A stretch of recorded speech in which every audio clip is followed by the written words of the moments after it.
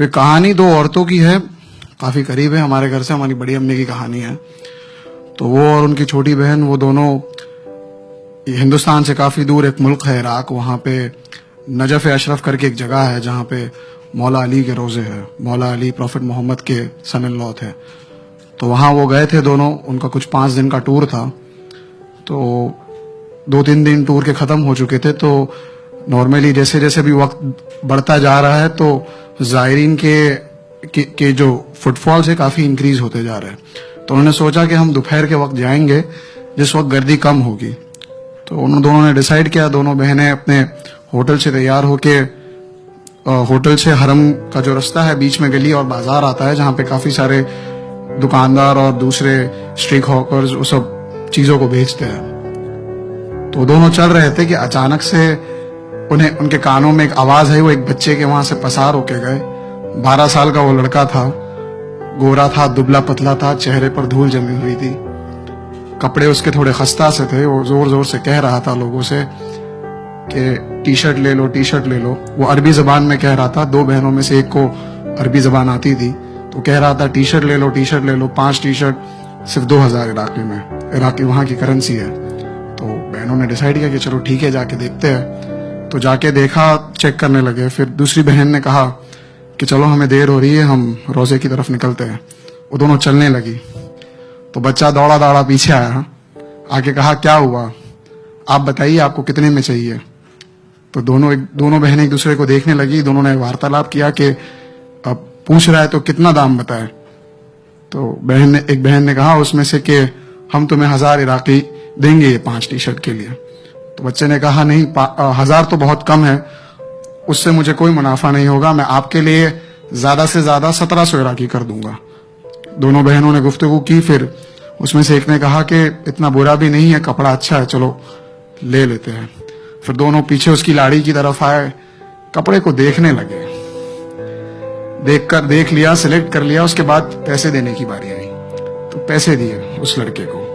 पैसे दिए तो लड़के के चेहरे पे एक रौनक सी आ गई, मानो वो धूल मिट्टी जो मुफलसी सज रही थी वो कहीं गुम सी हो गई।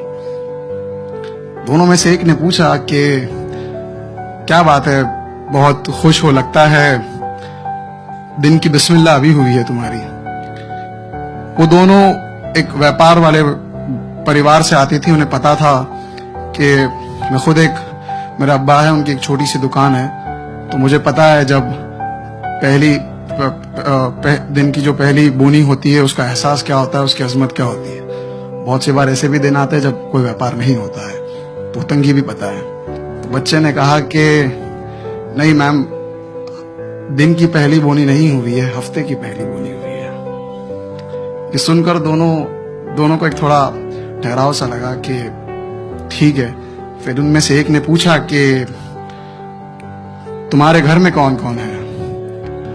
तो उसने कहा मैं हूं, अम्मी है और एक छोटी बहन है। मैं काम करता हूं और पैसे जो आते हैं उससे छोटी बहन को फिर स्कूल भेजता हूं। तो बहनों में से एक बहन ने कहा कि तुम्हारे अब्बा, तुम्हारे वालिद नहीं है। तो बच्चे ने कहा कि बहुत दिन पहले यहां से दूर हमारे गांव में कुछ लोग आए थे, लंबे से थे, काले कलर का कपड़ा पहन के आए और बाबा को यहां पर माथे पर गोली मार दी। सुनते हो जब बाप को कुछ लगी है तो कलेजा फट जाता है, वो गिरता भी है तो कलेजा फट जाता है।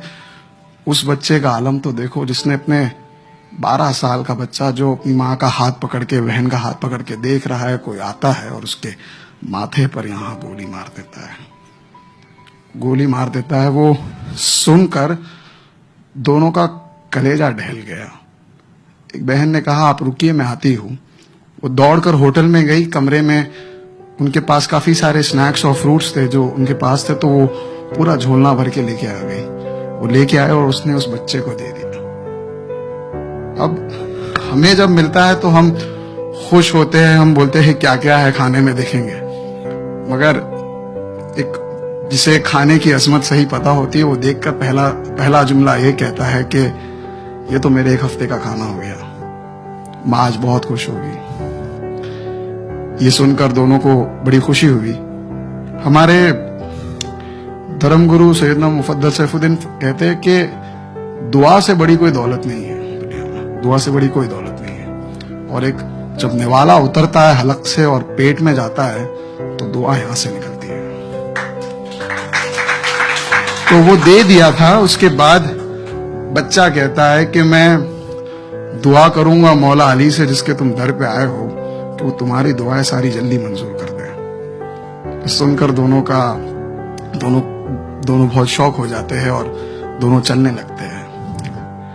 चलते हैं तो उसमें से एक बहन दूसरी बहन को कहती है कि आज अपने इस वतन से दूर यहाँ पर आए हैं तो हमें हमारे हिंदुस्तान की अजमत पता चली है क्या है। शुक्र है कि हम हिंदुस्तान में पले हैं, बड़े हैं, रहते हैं।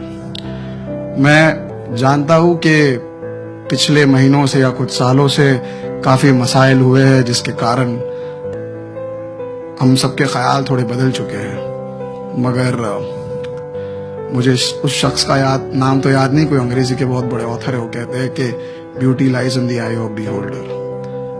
अगर आप ही आपके वतन में खूबसूरती नहीं देख सकते तो कोई दूसरा क्या देखेगा।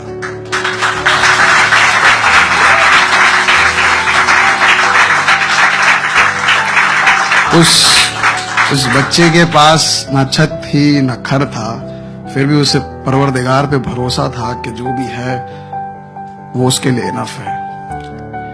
मैंने जब ये कहानी सुनी, मुझे सुनाई गई थी, छोटा सा वाक्य मुझे बताया गया था, मुझे फख्र महसूस हुआ कि मैं हिंदुस्तान में जन्मा हूं। और मुझे उम्मीद है कि आज आपको भी फख्र महसूस होगा कि आप हिंदुस्तान में जन्मे हो। ला इलाहा इल्लल्लाह मिन अहली ला इलाहा इल्लल्लाह या अहल ला इलाहा इल्लल्लाह बिहक़्क़ ला इलाहा इल्लल्लाह कैफ़ वजदतुम क़ौल ला इलाहा इल्लल्लाह मिन ला इलाहा इल्लल्लाह या ला इलाहा इल्लल्लाह बिहक़्क़ ला इलाहा इल्लल्लाह इग़फ़िर लिमन क़ाल ला इलाहा इल्लल्लाह वहशुरना फ़ी ज़ुमरति मन क़ाल ला इलाहा इल्लल्लाह मुहम्मदुर रसूलुल्लाह अलियुन वलियुल्लाह।